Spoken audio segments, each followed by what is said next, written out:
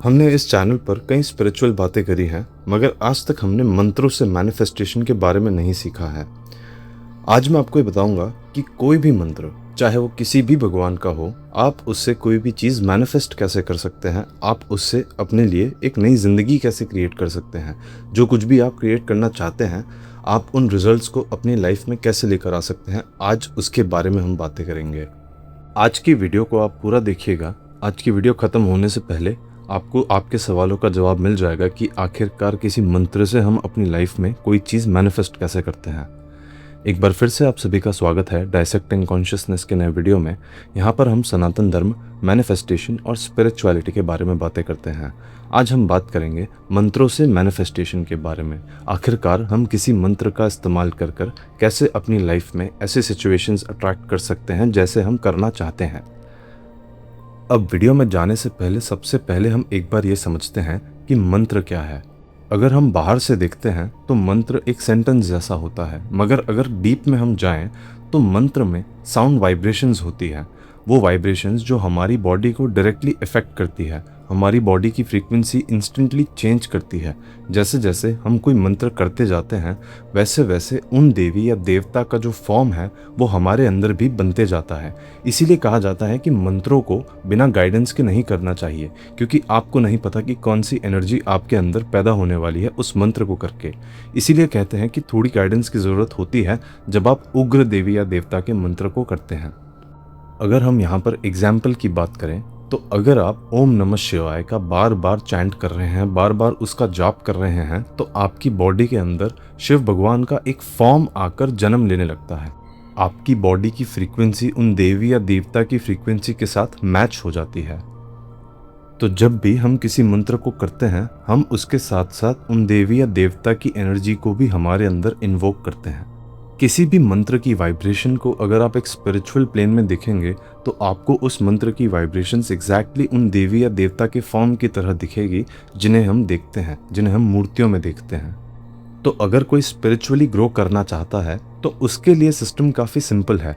उसे एक मंत्र लेना है और बार बार उस मंत्र का उच्चारण करना है, ताकि एक पॉइंट पर उसकी बॉडी और माइंड क्लियर होकर उस फॉर्म को उसकी बॉडी में जगह मिल सके और वो हायर स्पिरिचुअल पाथ्स की तरफ बढ़ सके। मगर अगर किसी के कुछ डिज़ायर्स अभी अनफुलफिल्ड हैं, कोई चाहता है कि कोई चीज़ वो अट्रैक्ट करे अपनी लाइफ में, कोई चाहता है कि उन्हें कोई चीज़ मिले जो शायद उन्हें लगता है कि खुद से उन्हें मिलना हार्ड हो सकता है, तो वहाँ पर हम क्या करते हैं, वहाँ पर भी हम मंत्रों का इस्तेमाल करके किसी चीज़ को मैनिफेस्ट कर सकते हैं। अब आपको मंत्र साइंस के बारे में बेसिक अंडरस्टैंडिंग हो चुकी है, तो अब हम बात करते हैं कि कैसे हम मंत्रों से कोई भी चीज़ मैनिफेस्ट कर सकते हैं। मगर इससे पहले हम आगे बात करें, मैं आपको बताना चाहता हूं कि अगर आप अपनी लाइफ में किसी भी प्रॉब्लम से गुजर रहे हैं और अपने लिए एक स्ट्रक्चर्ड स्पिरिचुअल सोल्यूशन चाहते हैं, या अपनी लाइफ की कोई भी दूसरी प्रॉब्लम को सॉल्व करना चाहते हैं एक स्पिरिचुअल रास्ते पर चलकर, तो आप मेरे साथ 1-on-1 कॉल बुक कर सकते हैं। कॉल बुकिंग का लिंक आपको डिस्क्रिप्शन में मिल जाएगा। अब हम प्रोसेस की बात करते हैं।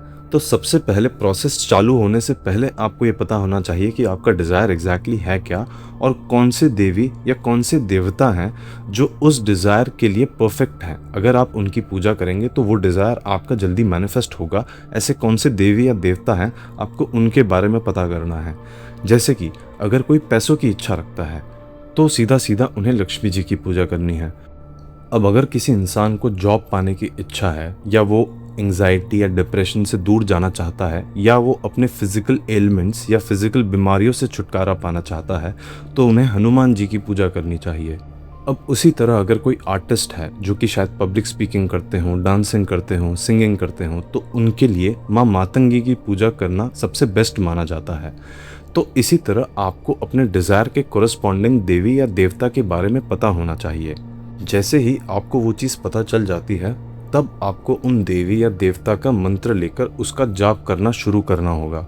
मगर उसके साथ साथ आपको कुछ और चीज़ें करनी होगी जिससे आप वो चीज़ मैनिफेस्ट कर पाएँ जो आप मैनिफेस्ट करना चाहते हैं। हम सभी को ये चीज़ पता है कि जब भी कोई मंत्र सिद्ध होता है तो सबसे पहली चीज़ जो वो देता है वो आपके डिज़ायर्स का फुलफिलमेंट होता है।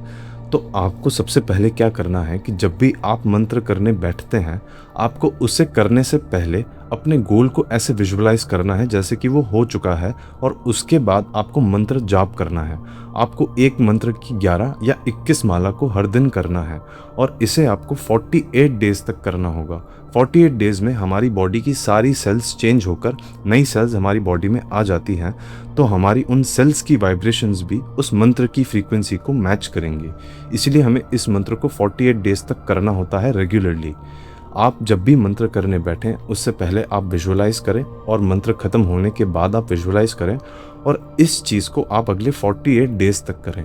आप देखेंगे कि 48 डेज खत्म होने के बाद में आपकी एनर्जी भी आपके गोल के एनर्जी के इक्विवेलेंट हो चुकी होगी, और वो चीज़ आपके पास अपने आप अट्रैक्ट होने लग जाएगी। बहुत सारे केसेस में 48 डेज से पहले ही आपको रिजल्ट्स दिख जाते हैं, मगर अगर आपको नहीं दिखते हैं तो आपको 48 डेज तक इस साधना को पूरी तरह से करना है, चाहे वो किसी भी मंत्र की हो। जब उस मंत्र की फ्रीक्वेंसी आप में बन रही होगी, तब वो जो आपने विजुअलाइज किया है उसकी एनर्जी आप में उस समय डोमिनेंट होगी, तो वो मंत्र उस एनर्जी को सबसे पहले मैनिफेस्ट करेगा। इसीलिए आपको किसी भी मंत्र को करने से पहले विजुअलाइजेशन करना है, और उसे करने के बाद उसका विजुअलाइजेशन करना है। ये सिंपल सी स्टेप्स अगर आपने फॉलो करी तो आप देखेंगे कि 48 डेज में आप किसी भी चीज़ को अपनी लाइफ में मैनिफेस्ट कर सकते हैं, वो भी बहुत ईजीली। फिलहाल के लिए इतना ही। आई होप आपको आज की वीडियो का कंटेंट पसंद आया होगा। मिलता हूँ आपसे अगले वीडियो में, तब तक के लिए आप अपना ख्याल रखें और चमकते रहें। श्री मात्रे नमः।